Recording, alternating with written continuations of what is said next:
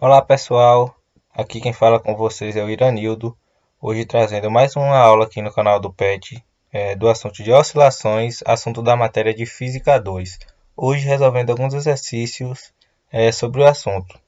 Bom, o primeiro exercício é o problema 26 do capítulo 15 do livro Fundamentos de Física do Halliday, nona edição, volume 2. O enunciado diz o seguinte: na figura abaixo, dois blocos de massa m igual a mzinho igual a 1,8 kg e m maiúsculo igual a 10 kg e uma mola K igual a 200 Nm por metro estão dispostos em uma superfície horizontal sem atrito. O coeficiente de atrito estático entre os dois blocos é 0,40. Que amplitude do movimento harmônico simples do sistema bloco-mola faz com que o bloco menor fique na iminência de deslizar sobre o bloco maior? Bom, para resolver esse exercício, primeiro o ideal é fazer o diagrama do corpo livre do bloco de cima do bloco menor, para saber as forças que agem sobre ele. Aqui nós temos o diagrama do corpo livre, o eixo Y, o eixo X. Nós também podemos ver uma força para cima Fn, que é a força normal. Tem também a força agindo, a força-peso, que eu já coloquei representada aí como mg, que está para baixo. A força de atrito, que ele diz que tem entre o bloco menor e o bloco maior, Fs, que está para a esquerda. E uma força máxima, que é justamente quando o bloco está na iminência de se mover. Quando o bloco de cima está na iminência de se mover, é justamente quando ele está sofrendo uma força máxima, no limite, né, para se mover. Eu coloquei essa força máxima na parte de cima, mas ela poderia ser, o ideal seria que ela ficasse sobre o eixo X também. Porém, ia ficar ruim a visualização. E como nós não vamos tratar aqui com torque, isso não vai fazer diferença aqui nos nossos cálculos. Vamos fazer apenas aqui, primeiramente, o somatório das forças em Y. Nós vamos ter o somatório das forças em Y igual a força normal menos mg, que é a força-peso, igual a zero. Logo, a nossa força normal vai ser igual a massa vezes a gravidade, mg. Fazendo o somatório das forças em x, temos que o somatório das forças em x é igual a essa força máxima, F máxima, menos a força de atrito estático, o Fs, quer dizer, força de atrito estático, é igual a zero. Logo, nossa força máxima vai ser igual a nossa força de atrito estático, onde nossa força de atrito estático é dado pelo coeficiente de atrito estático vezes a força normal. Como a nossa força normal nós vimos que é igual a massa vezes a aceleração da gravidade, podemos escrever então que a nossa força máxima vai ser igual a massa vezes a gravidade vezes o coeficiente de atrito estático. Agora aqui nós paramos para fazer uma pequena análise do sistema como um todo. Nós temos aqui essa setinha indicando que tem uma força agindo na mola. Logo, nós podemos fazer, nesse caso aqui eu não fiz a relação ali de forças, da força normal e da força da gravidade, porque elas vão se anular e vai ser basicamente igual à anterior. Ela não vai ser usada aqui nos cálculos, por isso que eu não vou nem fazer o somatório das forças em Y. Fazer apenas o somatório das forças em X. Foi só para nós identificarmos algo que nós já tínhamos visto na aula anterior, teórica, sobre a lei do movimento harmônico simples. Aí, para reiterar, eu trouxe ela como se estivesse deduzindo aqui novamente, que é o somatório das forças em X. Nós temos quem? O coeficiente K da mola, que fica negativo por ser uma força restauradora, vezes a distância x, que vai ser igual a massa. Como se trata de um bloco menor sobre o bloco maior, temos que considerar as duas, somar o valor das duas massas, logo vai ser mzinho mais mzão vezes a aceleração.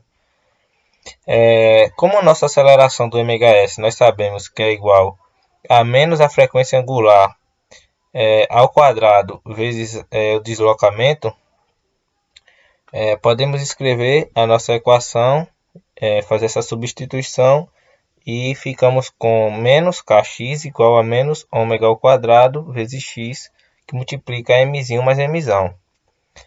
Podemos cancelar o negativo de cada lado, podemos cancelar o x também, sobrando k igual a ômega ao quadrado, que multiplica m mais m.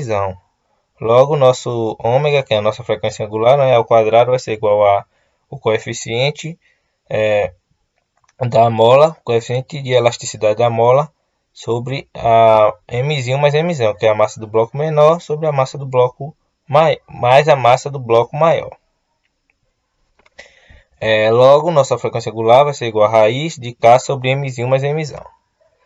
Aqui agora, nós vamos encontrar uma expressão para a frequência angular, sabendo que a nossa força que vai agir quando o bloco menor fica na iminência de se mover é igual a F máxima. Isso significa que vai ser quando a nossa aceleração também é máxima. E nós podemos utilizar essa relação aí da amplitude máxima do MHS, onde a nossa força F máxima, quem é força? Massa vezes aceleração. Nesse caso, força máxima vai ser massa vezes aceleração máxima, que vai ser da amplitude máxima, né? Vai ser, no nosso caso, a nossa aceleração da amplitude máxima. Sabendo que a aceleração da amplitude máxima, que nós vimos na aula também, é igual a ômega ao quadrado vezes a amplitude máxima, a amplitude de deslocamento máxima, nós podemos fazer essa substituição. Nós já deduzimos anteriormente a nossa força máxima, que é igual a mg vezes o coeficiente de atrito estático, que vai ser igual, substituindo também a nossa aceleração máxima, igual a massa vezes ômega ao quadrado vezes a amplitude de deslocamento máxima. Nesse caso, nós cortamos a massa de ambos os lados, substituímos também o ômega ao quadrado, nós vimos anteriormente, que é igual a k sobre m mais m. E como nós queremos encontrar, como o exercício pede, a nossa amplitude de deslocamento máxima, nós fazemos que nós isolamos nossa amplitude de deslocamento máxima, que vai ser igual a aceleração da gravidade vezes o coeficiente de atrito, que multiplica também a soma da massa menor mais a massa maior, a massa do bloco menor mais a massa do bloco maior, sobre o coeficiente de atrito, ou sobre o coeficiente da mola. Logo, substituindo os valores, né? Todos os valores nós já sabemos. Encontramos que nossa amplitude máxima vai ser igual a 0,23 metros ou 23 centímetros. Esse daqui é o nosso exercício número 2, que é um problema, o problema 51, também do capítulo 15 do livro Fundamentos de Física do Halliday, nona edição, volume 2. O enunciado diz que na figura, uma barra de comprimento L igual a 1,85 metros oscila como um pêndulo físico. Pêndulo físico, assunto que nós estudamos na aula anterior, sobre oscilações, na aula teórica. Aí ele pergunta na letra A que valor da distância x entre o centro de massa da barra e o ponto de suspensão O corresponde ao menor período. E a letra B ele pergunta qual é esse período. Na letra A, nós sabemos lá da aula que nós estudamos que o período de um pêndulo físico é dado por 2π, que multiplica a raiz do momento de inércia sobre a massa vezes a aceleração da gravidade vezes a distância h entre o centro de massa, o centro de gravidade do nosso pêndulo e onde ele está fixado, o ponto fixado O. Que nesse nosso caso aqui, nós podemos perceber que é justamente a distância x. Dessa forma, nós podemos colocar no lugar do h o x, fazendo então nossa relação entre o nosso período e nossa distância x, que é justamente a relação que nós temos que criar para resolver nosso exercício. Podemos também, determinando o momento de inércia, que é tabelado do livro de Física 1. Nós vemos isso em Física 1, é tabelado esses momentos de inércia. Nesse caso da barra, com o seu ponto de fixação no lugar diferente do ponto de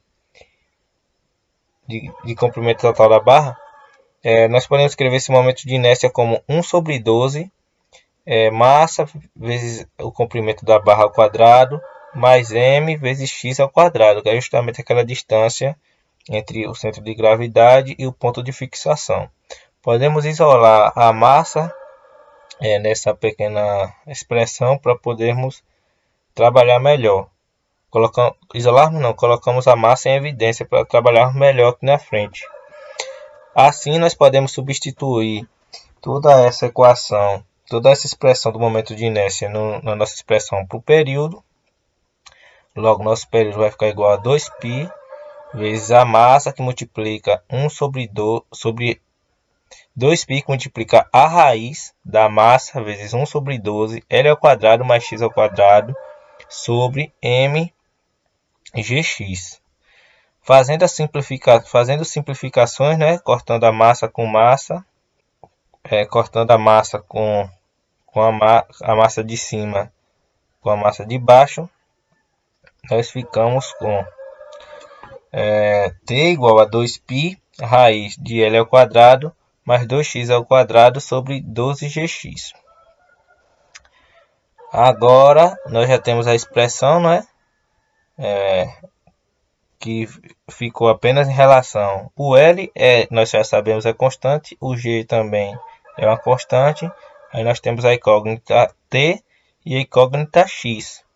Tendo essa relação entre as duas, para achar o que pede lá na questão, lá no enunciado, que é a distância x para o menor período, lá do cálculo 1, nós sabemos que quando queremos encontrar mínimos e máximos, nós devemos derivar a nossa equação. Então, aqui nós fazemos exatamente isso. O nosso período mínimo vai acontecer quando a derivada da função é igual a zero. Nós derivamos para achar máximos e mínimos, né? Derivamos e igualamos a zero. Aqui fazemos exatamente isso. dt dx tem que ser igual a zero para o período mínimo. Podemos organizar essa expressão para facilitar a derivação, porque a nossa equação ia ficar muito complicada de derivar. Aí nós podemos fazer esse macetezinho aqui, essa simplificação. Nós passamos todas as constantes para o lado esquerdo, junto do período, porque não vai fazer diferença. Porque nós estamos interessados em encontrar o x. Então nós passamos as constantes para o lado esquerdo, ficando 12g t ao quadrado, porque tinha raiz, né? Aí nós também tiramos a raiz, 4π ao quadrado, tudo constante. Apenas o que não pôde ser passado para o outro lado, teve que ficar, foi o L ao quadrado mais 12x ao quadrado, que é a nossa incógnita, sobre x, que ainda nós podemos simplificar para ficar mais fácil ainda a nossa derivada. Ficamos com L ao quadrado sobre x mais 12x. Aí nós derivamos os dois lados. O lado esquerdo não interessa, vai ser igual a zero. Nós estamos interessados na derivação, que vai ficar a derivada de L ao quadrado sobre x, fica menos L ao quadrado sobre x ao quadrado, mais a derivada de 12x fica igual a 12. Isso tudo igual a zero. Passamos o L ao quadrado para o outro lado da equação. Ficamos com L ao quadrado sobre x ao quadrado igual a 12. Resolvemos, isolando o x, atribuindo valores, nós chegamos que x vai ser igual a 0,53 metros. No nosso item B, que ele pede o valor do período, nós precisamos apenas pegar a nossa equação que nós já tínhamos deduzido no início. O período igual a 2π, L ao quadrado, mais 12x ao quadrado sobre 12gx. E substituir valores, já que nós temos agora o valor de x, o valor de L é conhecido e o valor de g também. Só substituir os valores, encontraremos que t vai ser igual a 2,1 segundos. Vai ser o nosso valor do t mínimo. Isso daqui, como dizia um professor antigo meu, esse exercício foi 3M. Mole, mole, mole. E isso, pessoal, foi a aula de hoje. Eu espero que vocês tenham gostado, tenham entendido a resolução de todos os exercícios. Alguma dúvida, vocês podem deixar o comentário no vídeo, que nós estaremos respondendo. E muito obrigado pela atenção. Tchau, tchau.